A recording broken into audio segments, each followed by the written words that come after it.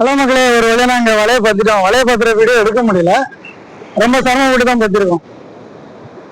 அதுல என்னென்ன மீன் விழுந்திருக்கு அப்படின்னு சொல்லிட்டு பார்ப்போம். பாருங்க, திஸ் இஸ் காளா, ஒரு காளா. வேற என்ன மீன் விழுந்திருக்கு?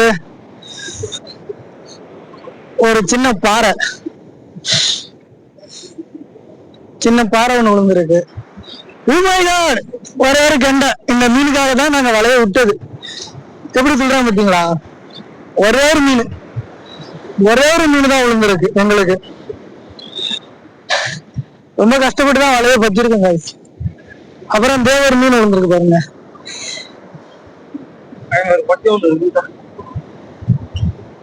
ஒரு பொக்கி ஒண்ணு விழுந்திருக்கு.